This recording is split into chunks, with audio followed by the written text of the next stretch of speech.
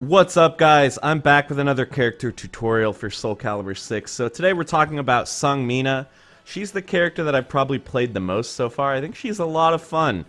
She's a very spacing and poking oriented character. You're not going to really be trying to get up in the opponent's face with her. You're going to want to kind of stay back here and utilize your very long range that comes with this long staff that she has. So to start off, I would say she has three really important moves that kind of define her neutral game. So the first one is 3B. And once again, if you don't know about move notation in this game, make sure to watch the video linked right here where I discuss that. So 3B is insanely long range. The reach on this thing is just unbelievable. But it's worth noting that you have to space it well.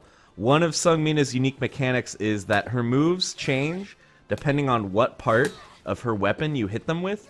So if you hit them with the woody part like this, you can see they don't get knocked down and it doesn't do that much damage. But if you hit them with the tip, it does a lot more damage and it knocks down. So be very careful about using this move up close. If they block it up close, they can get a huge punish on you. So watch out for that. But 3B, regardless, is still going to be one of your main moves that you're poking the opponent with. So that hits low, obviously. And then she's got 6B, which has less range, but it hits mid. So if you find that the opponent is crouch blocking a lot because they don't want to get their toes poked, you can go ahead and hit them with the 6B, which will then catch them. So that move is pretty good as well. And then the third one, so say that they've decided, okay, I don't want to get poked anymore, and they start sidestepping. The third move you care about here is 6A. This move is pretty incredible. It just catches the opponent from so far away, and it will track and hit them if they're sidestepping. And one really crazy thing about this move, so if the opponent is sidestepping and you hit them with this, you can see you get a lethal hit, and you can actually combo off it with 3B. So you have to hit them with the tip. If you're up close and you hit them, you're not going to get that lethal hit, so be aware of that. Make sure you space yourself out so you're hitting with kind of the furthest range that you can hit with this. And then similarly, you know, if you're up close, this does 24 damage. If you're far away, it does 32. So make sure that you're spaced properly.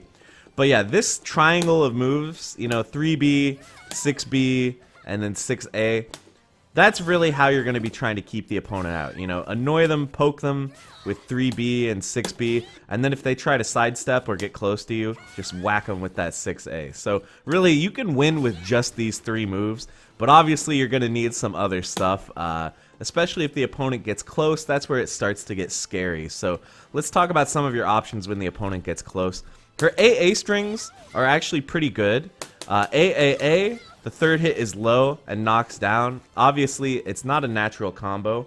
But one interesting thing about this is it's actually pretty hard to punish this if the opponent hasn't really practiced against it. So you can see, like, anything I tried to do on wake up, or not on wake up, but after blocking, the opponent is generally going to be able to block. It's pretty safe, but the big downside here is that they can jump the move and then get like a full combo on you, so be wary of that. If the opponent really knows, if they've really got their punishes down, they can get some pretty sick damage on you if they counter you by jumping, so be aware of that. But if you do AAB, the third hit is going to be a mid, so you can kind of mix the opponent up like that. You know, once they see AA, they don't know, is the third hit going to be low or is it going to be a mid? So that's pretty good. And also, if the opponent is sidestepping and you hit them with AAB, it's actually a true combo. So you see it says run counter on the screen. That means that basically you get some extra hit stun, and that makes it enough that AAB is going to combo. So you can actually hit confirm that. If you see the little run counter notification, you can hit confirm and go into the third hit. So it's pretty useful for that, and just generally not a bad mix-up, AAA versus AAB, but do note that if the opponent is really good and they really practiced against the character, they can punish you for doing that too much, but still something that you'll probably use a decent amount. Another really good thing for getting the opponent off you, so she has a special stance, this little thing where she does a backwards hop. That's actually a stance, and it has some follow-ups. You can follow it up with A, which does this swinging hit, kind of like her 6A. You can follow it up with B, which will do something a lot like her 3B, or you can follow it up with kick, where she'll do a break attack. Generally, I prefer the A follow-up. It's just the safest, I think, and generally, when you use a move that goes into this stance, it's going to kind of set the range up perfectly for you to follow up with that A. So there's a few different moves that lead into the stance. What I'm doing here is 4B. That's one. It's a high, so it can be ducked, and if they duck it, it'll actually just completely not work. Like, you won't get the back step, so do be aware of that. She's also got 5B, 4B, just like that, or B, 4B, if you want to call it that. And then again, I like to follow that up with an A a lot. The spacing is just kind of perfect for that. And then also 2BB, that's another one that goes into the stance. This one's fine too. It's just another mid into a high. I don't really know like the difference between that versus 5B, 4B, or B, 4B. I'm not sure why one would be better than the other, but either way, they both seem pretty fine, I guess. So a lot of times when the opponent gets in on you, these can be good options to get yourself out of the way and get back to that zoning and poking game that you want to be in. So really, that's going to be your basic game plan most of the time, is like poke them, you know, don't let them get close. But then if they do get close, you do have a couple good options for dealing with that and getting your space back. She does have some pretty decent launchers as well. I'll talk about some of her combo starters and launchers here. So she's got 3B. And this is another move where it really determines where you hit them with the attack. If you hit them close up, you can see they don't launch that high. But if you hit them with the tip, they launch very high. So close up, really all you can get off of this is an 8 A plus B, which is fine. It's not that much damage, but it's okay. But from far away, you can get 6-6B and then hold B. Like that, and then a 3B. So that's a true combo. That's guaranteed. So 6-6B, hold B. And you do have to hit with the tip of the sword for this to work. See, that time I didn't hit with the tip. 6-6B, hold B, and then 3B. You can also get that combo off of her sidestep B. This is a really, really useful move. You know, if the opponent is like doing vertical attacks or whatever, you can just sidestep it, launch them, and then get that 6-6B into 3B. It's a pretty consistent combo that you're going to be landing a lot. Also, her while standing B is a launcher. She has kind of a lot of launchers. So while standing B, pretty handy. And off of this, you can go into up or 8 A plus B.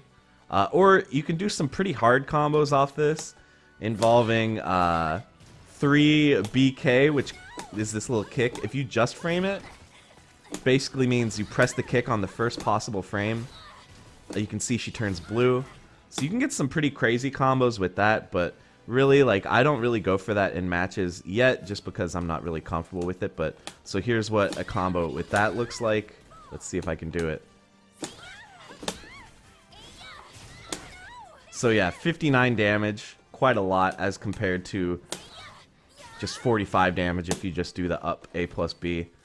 So she can do some pretty interesting combo stuff, but generally, you know, most of the time you're going to be doing just short combos like this. And it's still really good damage, and it pushes the opponent away, which is really what you're looking for. You want to push them away so you can go back to poking them. In terms of high-low, she does have some pretty good low moves. One that I'm a big fan of is 3AA. First hits mid, second hits low. Not a natural combo, but it does knock down. And then it puts you in full crouch. So afterwards, you can kind of mix the opponent up. Like, you can go for a launcher, or you can go for another really good low, which is full crouch, 1KK. So you can see you have to be in full crouch for this to work. Kick, kick, and it's a little sweep into an uppercut. Very strong, very safe, hard to punish. So that's a great move as well. Also, her while rising K is a very good move. Very fast, punishes a lot of stuff, and it knocks down, so you can go into mix-ups afterwards. She's also got 1A, which is this thing here, I guess. If you hold the kick button, she'll throw, or if you hold the A button, she'll throw them behind her, which is fine. Like, this move seems like a little bit slow to me, but it's still fine if you really want that hard read on the low. It can be nice for that. Also, 4A is this backstep low. This one's kind of strange. It's really slow, but because her hitbox, you can see she takes a quick step back. You can actually use this to avoid a lot of stuff. So like if the opponent is trying to hit you, you can use this and get out of the way a lot of times. Like that. But yeah, I don't know. It's okay. It's nice that it's a low, but I don't use this move a lot. Generally, when I'm looking for lows, I use 1 AA most of the time. Full crouch, KK, those to me are her real money makers. But regardless, that's about it in terms of her moves. We'll talk a little bit about Soul Charge. Soul Charge is extremely important for Seong. I think that's pretty much what you're going to be using 100% of your meter on. I think every meter you earn should probably go to Soul Charge. Reason being, first of all, you can see when Soul Charge lands, it throws them back really far, which is exactly what Seong wants, right? She wants to space you out. So it's nice that you can use this to get the opponent off you. Like, if the opponent's pressuring you, you can just Soul Charge them, and they just have to get off. It just pushes them away. And then you can go straight into zoning and keep away. So just the effect, like the explosion that happens with Soul Charge is really good for her. But also, the way it changes her is pretty good as well. It makes all of her attacks that hit with the tip, all of a sudden these are now break attacks. So if the enemy is blocking, all of a sudden these attacks become very plus on block and do a lot of guard damage and chip damage even. Like, you can see they take chip while they block them, and it does a lot of damage to their guard meter. So if you do enough of these, eventually you're going to guard break them. So that's really nice. So while she's in this mode, all her pokes become even more dangerous, and the opponent really has to be scared. So I would recommend Soul Charging. Like, whenever the opponent is on you and you have a meter, you want to get them off, just go into Soul Charge, and then you become so dangerous. I'm a really huge fan of her Soul Charge. Her super is, like, fine. It's pretty standard, pretty easy to combo into. But the thing is, like, Soul Charge is just too good. I would say, unless you need it to close out a round, I would just never really use her super. You know, you can get it off of, like, a lot of stuff. You can get it off of pretty much any of her launchers, which she has a lot of. But really, like, Soul Charge is just better. Once again, though, if it is going to kill, sometimes it can be worth it. But I would recommend going for Soul Charge instead. So, hopefully I've given you kind of the basic idea. Seong is a very range-oriented character. You want to be poking people, annoying people, and then building distance and keeping yourself at this range where you're going to be hitting them with the tip of your weapon, because that's where she gets most of her damage. So I'm going to hop online. We're going to do a match with Seong, and hopefully I can show you some of this stuff in practice. So stay tuned.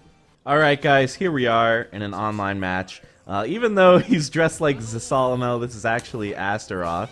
So right off the bat, you know, we're going for the big pokes. But Astaroth does have a decent amount of range, so it can be a little bit tricky. Oh, nice. Big low from Astaroth.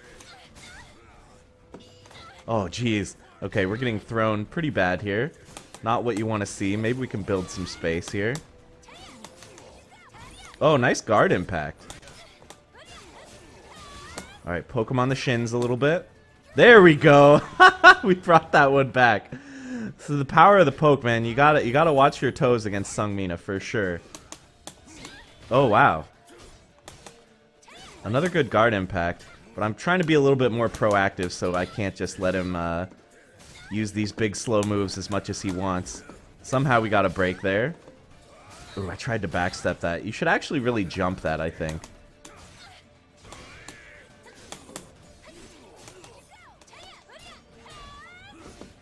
Alright, let's get some space so we can... Oh, jeez, okay.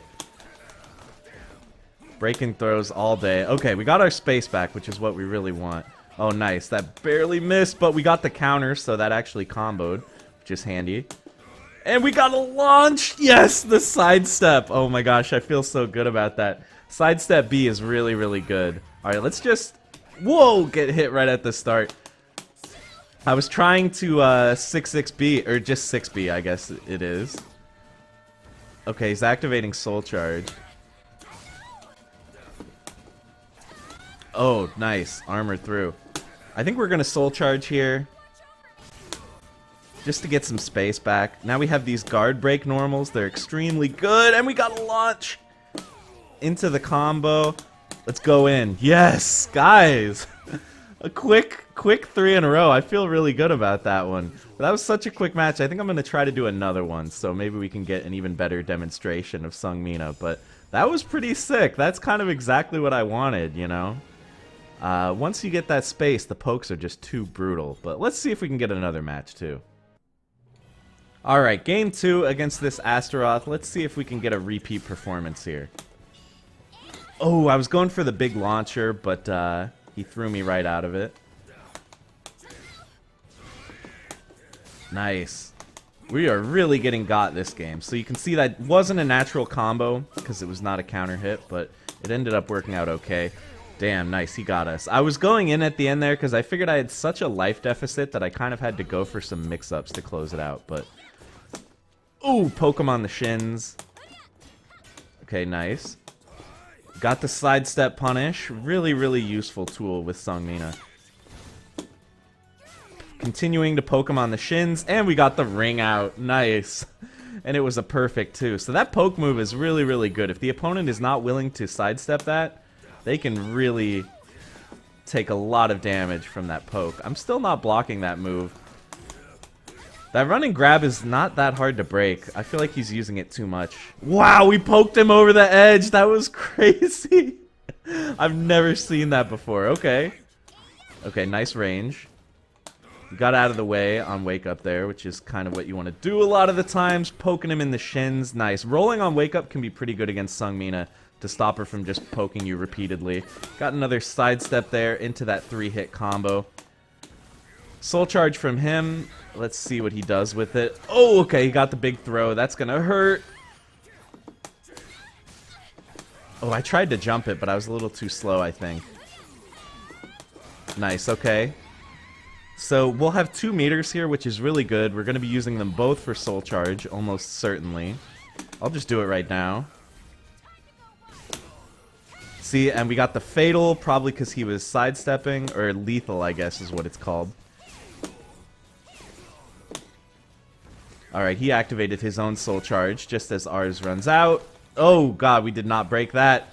That is gonna hurt. Let's activate. I do not want to get thrown. Poke him. Poke him. And it missed. Okay, we went mid. Good block. We managed to get the duck there. Nice. There we go. B4B. Got our space back. We barely clutched that one out, so maybe that was a good demonstration of just how powerful Soul Charge is with Seong Mina.